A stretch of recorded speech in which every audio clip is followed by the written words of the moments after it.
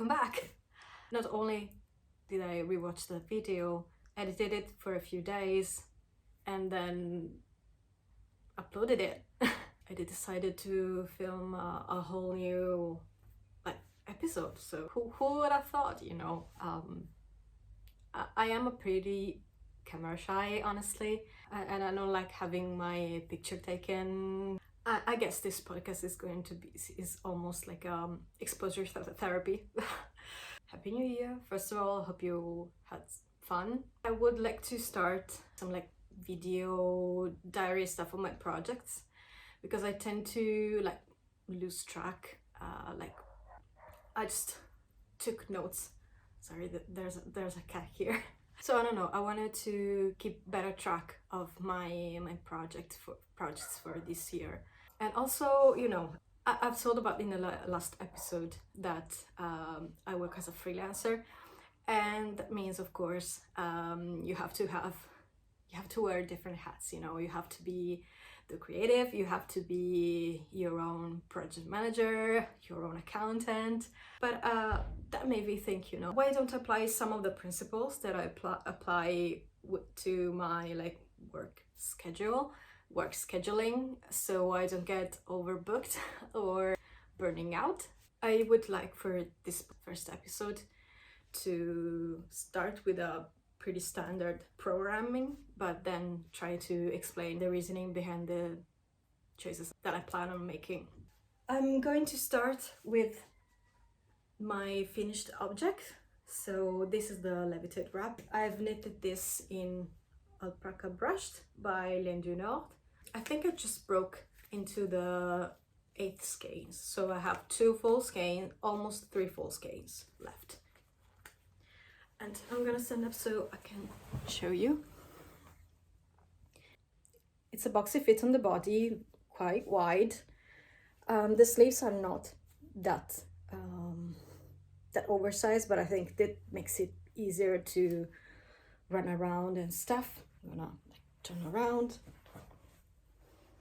You have the drop shoulder. I did explain some things a little bit in the latest episode. I've worn it quite a few times in this week since I bound it off. This room in particular is very, very cold, so I'm really appreciating the warmth that it provides.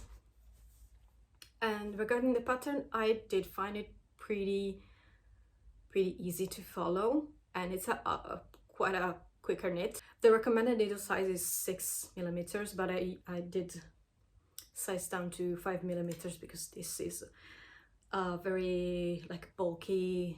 The suggested needle size for this is 6-7, but I much prefer it on this tighter gauge.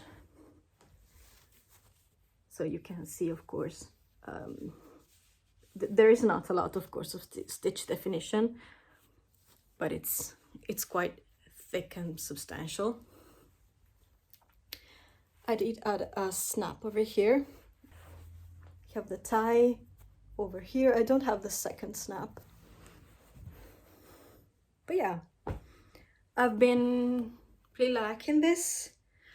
And you have a lot of double knitting and fold over finishing on the end of the cuffs, which I really love, because yeah, I've said about in the previous episodes that I don't particularly love 1x1 rib, and I don't know, this is very cozy and loungeweary. You know, I'm wearing my sweatpants. I'm feeling quite cute and put together, but also very cozy. So far it's worn pretty well. I would have to wear it a lot more to actually get back to you. Do I have any more thoughts about this? This one is, I don't find it scratchy at all. Actually, I'm quite warm, honestly. I think this was a success, and I might make another one in the future, but I think something that is a little bit more like a mid-season vibes. One thing, of course, this cardigan is not designed to be like adjustable. You have the straps and the tie, so it's not one of those wrap cardigan that you can decide to wear tighter or looser depending on what you're wearing. But I think it would be quite an easy modification to make. You would knit this much longer and not attach it over here, so you can create a hole and you can just have it adjustable ties. So I would maybe try that next time. Oh, if you're asking what it's this is my twists and turns that I did in late 2021. We talked about it and I've never had the occasion to show you, so I just hung it up for like for the duration of this episode, and then I'm just gonna fold it back. So I don't know, I think it's a nice addition, nice decoration for the podcast. So now to the project planning part, because I don't have any other finished objects here with me. I have a few works in progress, and I brought here like a few things around to show you my process behind trying to organize my mix for 2024. So just follow me with that. So I'll be going to divide my projects in four categories based on the amount of brain power and time that they should take. My reasoning for that is I don't want to have more than one project per category active at the same time, because the castanitis, you know, every knitter, crocheter probably has this incurable disease, but you know, I don't want to have 1,000 projects around, because I want to prioritize having fun in the process and enjoying the experience. So 3, let's just say, intensity categories. First, we have the big boys, you know, a big shawl, a colorwork sweater, like a jacket, a garment that requires a lot of yarn, that is big, it's long sleeves, something that it would take like almost like a month to knit. I don't want to put these projects on necessarily a timeline, just to explain the process behind. Then we will have something that is a little bit on the medium difficulties, fingering weights, summer tops. That of course we have a smaller gauge, but it's a smaller garment, you know, you don't have long sleeve, maybe it's cropped. Some like stockinette garment, I would put this, even if it's big, in the medium category, because it's a bigger gauge and it's all stockinette, so it doesn't necessarily require you a lot of brain power and intensity. Then we go to the small category, and for like the small, I would split this into the first thing is like something that is short and sweet, so something that requires some brain power, like lace or cables, maybe smaller colorwork project, but it's small, so something that is very fun and engaging, but it's a small piece. So for example, lace or colorwork socks, accessories, so something that is quite fun to make and engaging and for learning a new skill, but it's over before you get bored, if that makes sense. And for the second category of small items, I would put there very like mindless projects that I can knit in the dark, stockinette in the round, or something that is very, very simple, requires zero brain power, because I need those sometimes. Yeah, something that is very mindless and relaxing that I just can pick up whenever I feel the need to. So that's why, for example, this category, I wouldn't be as strict. I will allow myself to have 2 small projects at the same time, but they have to be of the 2 different categories. So I hope this is clear. I think it's gonna help me not to have way too many projects on menus at the same time. And one other thing that spans across all 4 categories of projects is a level of priority. So higher up in priority are unfinished objects. I have to finish one before I cast on another one. And unfinished object that I have ongoing right now have priority over new cast-ons. Second priority is knitting from stash, a project that can work with what I already have in full, or I am allowing myself to buy something if it pairs well with something that I already have and helps use it up. Patterns and things that I want to make that require me to buy completely new stuff don't have as much priority unless it's something that I know I'm gonna use and love very much. So I will have an exception for this. And third priority is patterns that I've already purchased. So I have a few patterns that I've already purchased and didn't knit for one reason or another. I'm gonna prioritize working from those before purchasing other patterns. So we're done with the introduction. Let's start with the planning. I think we should start with the big boys, you know, the huge projects, the one that really require a lot of brain power. I don't have any big boys active at the moment, so I'm casting on one. I'm casting on Shawlography by Stephen West because I wanted to work on that since last year, and I've already have the yarn for it. I'm not sold 100%, but I think I'm set on this. I'm gonna show you the skeins. I haven't wound up them yet, so I was waiting for a nice day to film this. So Shawlography is a fingering weight pattern by Stephen West, designed for 5 color palettes, and these are my colors. So this is very special. This is from the brand Matter About Wool. The colorway is called Birdance. This is a 4-ply, 100 grams for 400 meters, 880% superwash merino, 20% nylon. So it's a sock yarn, and I believe you can see this has a very creamy beige base with lots of colorful speckles. I bought this at Truro Wool when I was visiting Cornwall this summer, and I try not to buy skeins if I don't have a project in mind.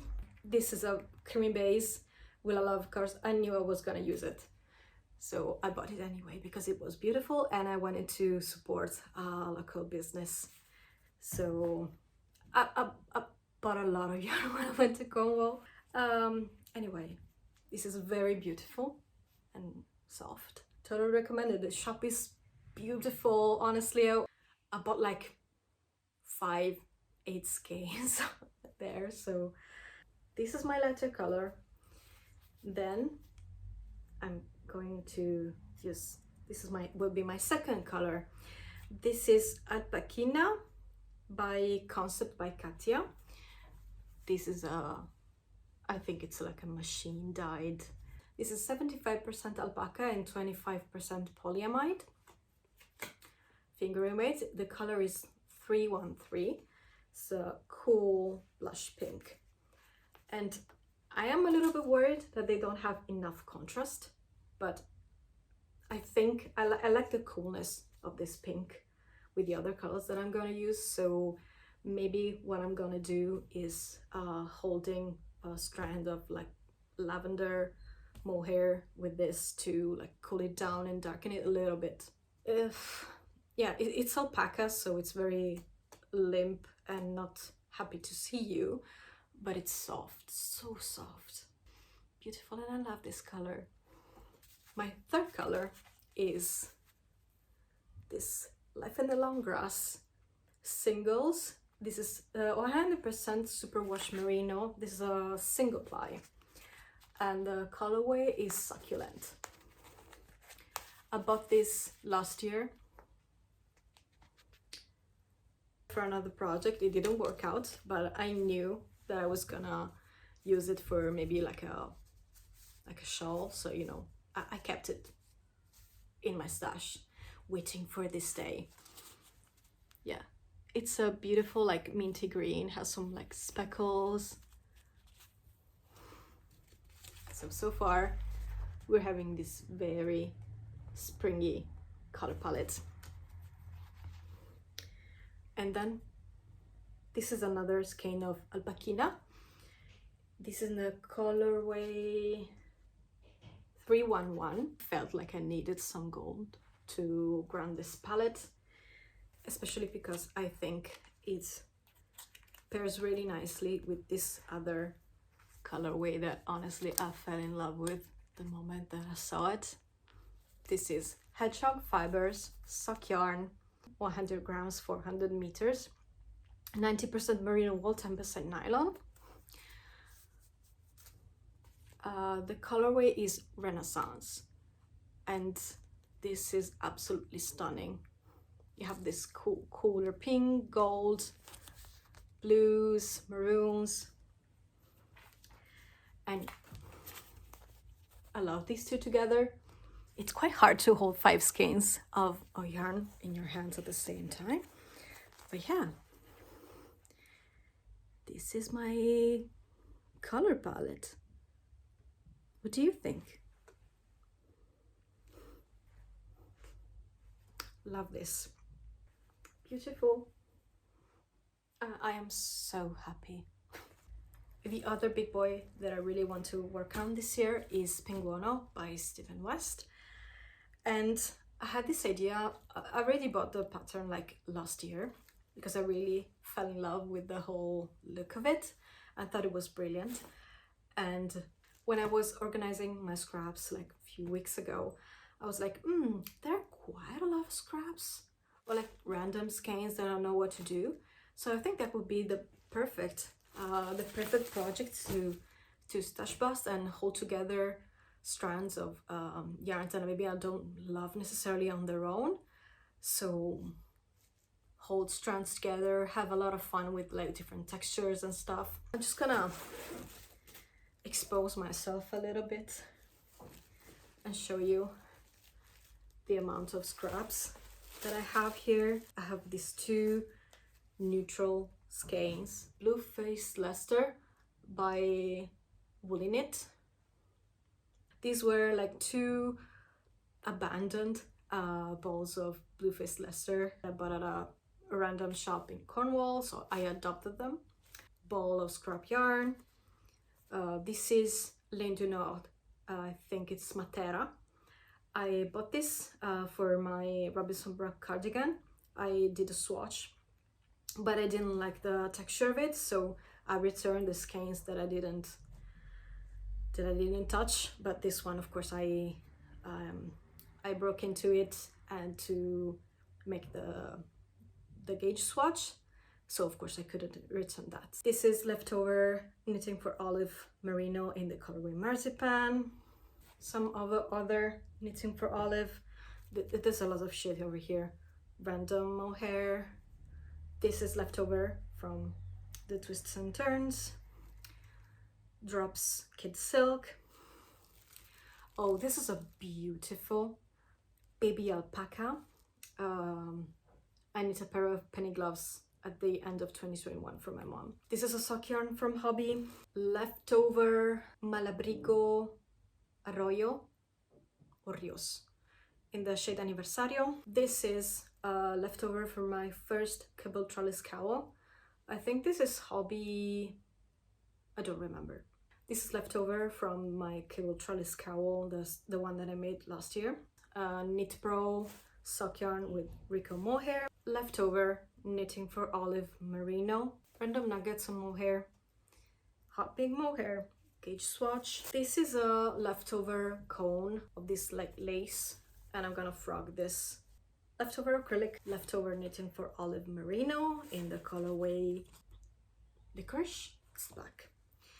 2 untouched, 2 leftover skeins of knitting for olive merino, Lana Grossa tweed sock yarn, Hobby Unicorn Solid from the Twists and Turns, and I think I'm gonna use it to add tassels to this, and what remains it's gonna be like thrown in this random like beige granny squares. Drops Lima, leftover Drops Air, Hobby Highland Wool. Oh, this is sample from Dark Omen yarn. This is the Suri. I can't remember the colorway. So these were my scraps. If they're not enough, you know, I have almost 3 full balls of this, which is a very neutral color.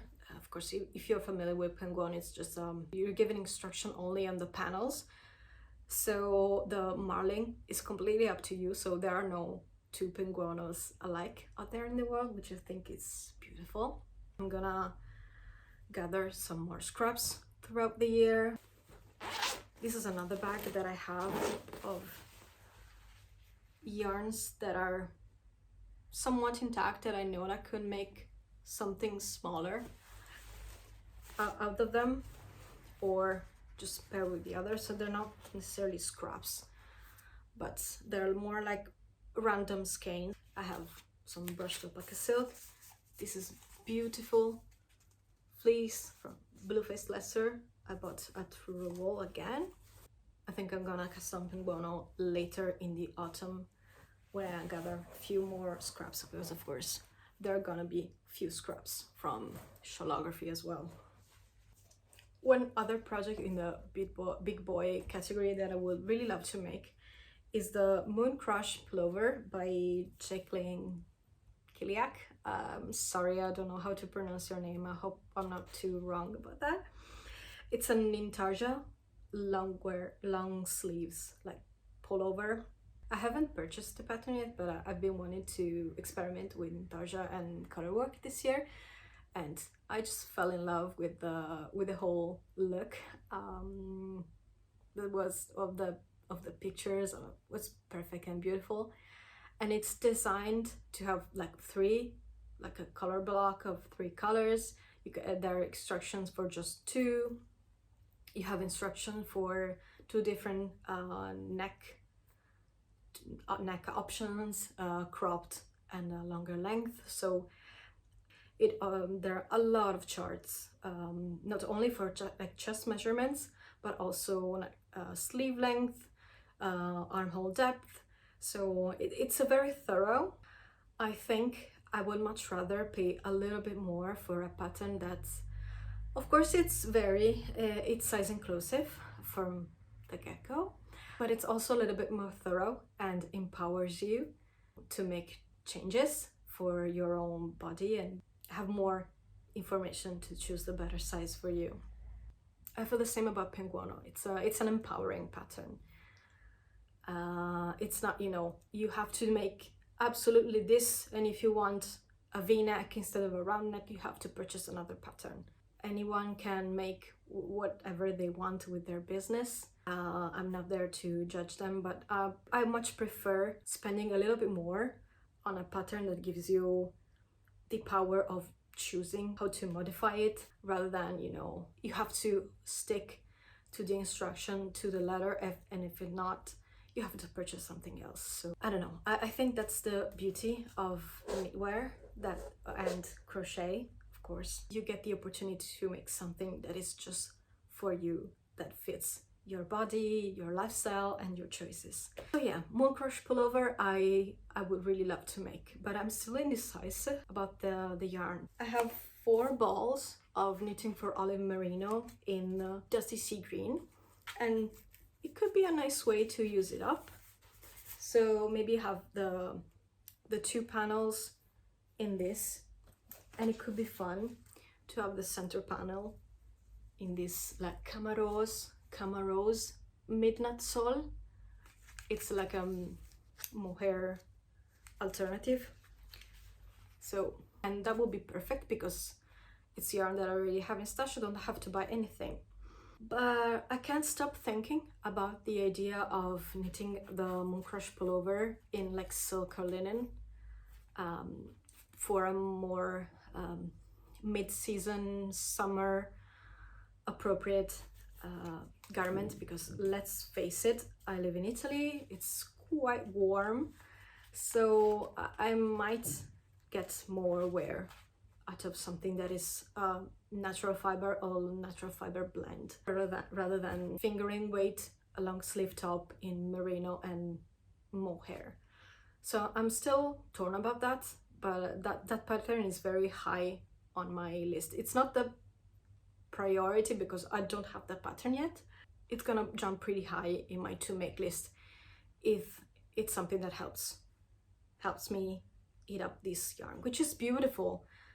And I bought it because I wanted to make the Luna tea, but you know, last year I was pretty much like, oh, I like this, buy yarn for this, get this. But then I thought, you know, that pattern is very form-fitting and I probably would be quite self-conscious, so I ended up deciding not to knit it for the moment. So I still have this, it's there, abandoned, and I don't like that.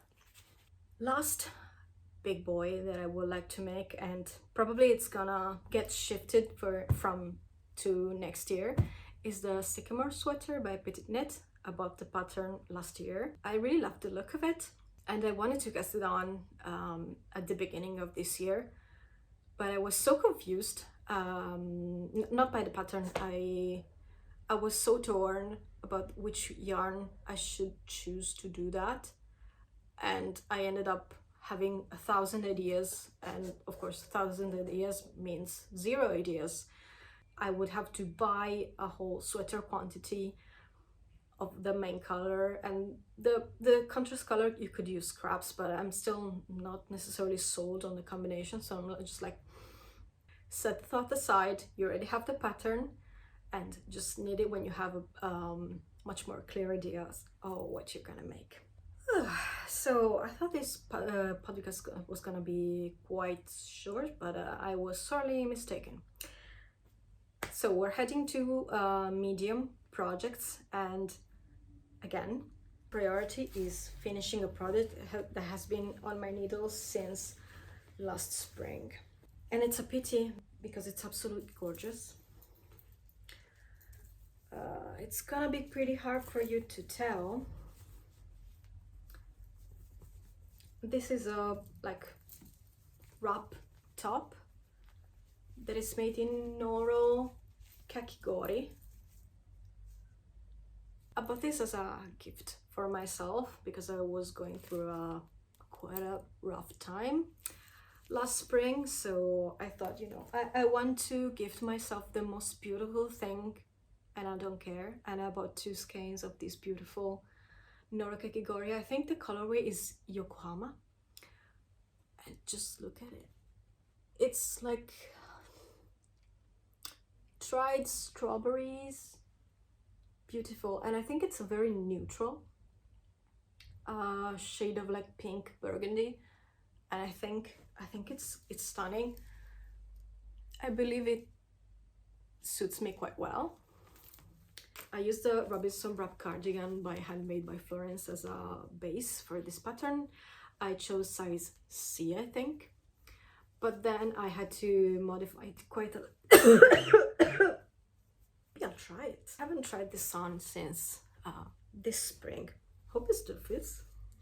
I used the Robinson Wrap Cardigan as a base, so it's a raglan construction. I used size C on 3.5mm needles because I was off gauge a little bit. I already did the double knitting. Sorry, this is crunching up because it's on small needles, but yeah, absolutely beautiful.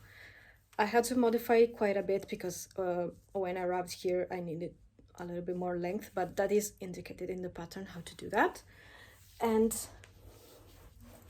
you can see I'm going to have quite cropped. What I want to make is a double knitted band, as in the Levitate wrap. And I want to make also folded cuffs. Yeah, I just left it there because it required quite a bit of brain power, because I was changing the rates of the decreases because I wanted to have quite fitted. And then I started my Tomboti test knit, and then it was way too warm to wear this because this is a cotton silk viscose blend, but it's not, it's quite warm. I should really finish it. I think it's stunning, and I just gifted this to myself. I love it. It's been such a pleasure working with it. It's a very thick thin, and this really sparked my obsession with an oro. I want 1,000 of these. Definitely finishing this is a priority for the medium-sized garments. I'm going to make another white top, my knitting for Olive. I'm quite sure the Rerum Natura Antigone in the colorway Jardin, because it's a very beautiful, like peridot green, golden green that I've been really loving lately. And I know I'm gonna wear that and I'm gonna love it, and so that is pretty high on my to make list, even though I don't have the yarn for that. These are two medium projects that I have the pattern, but I'm still not sure about the yarn that I'm gonna use. The first one is the Made You Love top by Ocean Knits. I was thinking of making it in a cotton, but since it's quite fitted, I'm not sure if it's gonna like stretch and allow for that. And if I'm gonna make it out of wool or like a wool blend, I don't have that in stash, so unless I find something that I really love, it's gonna get pushed a little bit back. And another pattern is the Nurture Bralette, a butter pattern, because the idea of like a natural fiber bralette sounded really appealing to me during this summer. You know, sometimes wearing an underwire bra is like torture, and at the same time I want to wear a sports bra because it's synthetic. That is even worse. So I don't know, the idea of having some like loungewear bralette that gives some support and coverage sounded really appealing. And actually I did buy the yarn for that at the time. I bought onion, organic wool and nettles. This is a sock yarn, but it's not nylon, it's like nettle fiber. And it's very beautiful. The colorway is called, I don't know, I think it was like a taupe or something. It's very beautiful. I am not sure if I'm gonna love like an 80% wool close to my skin in the summer in Italy. Maybe I'll try or get like a silk wool blend. I don't know. But if I decide to go with this jumps a little bit forward because of course I have the yarn for that and I have the pattern. We're almost over. For this short and sweet, it's like small project with lace that are engaging, but they're not like so long that you get bored of it. This one, and it's called a Scarf with No Name. It's really hard to show because it's lace. It's a free pattern on Ravelry for like a very long skinny scarf. For being a free pattern, it's really nice. The lace is really engaging and it looks really nice, even though it's not so complicated. Like I can learn it by heart in a few repeats. And I'm knitting this for the friend that went with me in Cornwall. She chose the skein, and she told me I want a skinny long lace scarf. So I chose this pattern and she really likes it. The yarn that I'm using, she chose at, again, Truro Wall, most beautiful yarn shop that I visited. This is Fiber Spades, Vivacious 4-ply. And this is 100% superwash merino in the colorway Everglade. And I love this. I think it's a beautiful shade. It's bouncy, but not too much. Finishing this is my priority. I was naughty And I did cast on another short and sweet, but I'm just gonna leave it aside for now. It's a sock. After I finish the scarf with my name, I'm gonna work on these socks, and this is Unicorn Solid, Hobby Unicorn Solid in the shade Hazelnut, and it's a leftover from my twists and turns, but since this is 60 grams, I was like, I could make a whole pair of socks out of this leftover, and that's what I'm gonna do after I finish the scarf with the no name. Whatever is left over from this 60 grams is gonna go into the Penguono. Still in the short and sweet category, I would love to make a pair of, I think, colorwork mittens, because I've never did stranded colorwork, and I think mittens not only is a very utilitarian garment, but also it's like something that is small, so I can try a newer technique for me, and if I don't like the tension, I'm gonna frog it, and it's not gonna be so heartbreaking. And I have several like random, like 50 grams, 75 grams of plant fibers, so I am quite sure I'm gonna make at least one or two summer accessories for myself, like the Penelope kerchief that I did.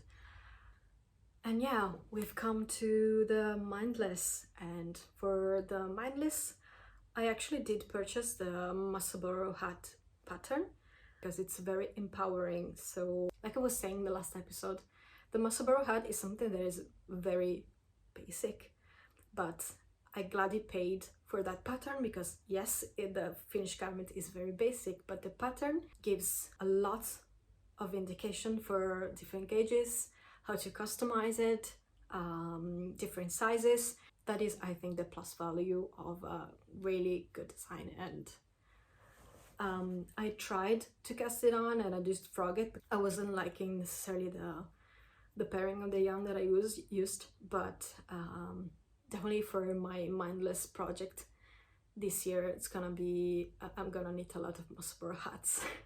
I'm exhausted, honestly. There's so much yarn here and I am a little bit overwhelmed, but definitely one of my main goals this year is learning new techniques, enjoying the process, and using up most of my stash, because I don't know if the same it happens to you sometimes, but I get really anxious about having a lot of stuff. Like I get like, what if I have to move all of the things that I don't use? What do I do? So I want to just calm down, have a guideline on how I'm gonna use up the things that I have that I really love, because very special skeins, really gorgeous fibers, and I want to use them.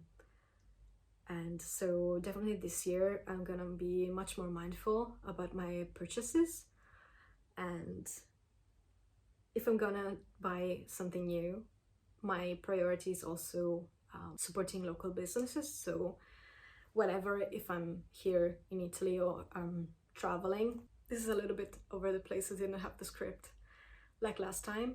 I'm just gonna snap and edit as much as I can, you know, put my master's degree in design to good use. I hope you are having a nice January.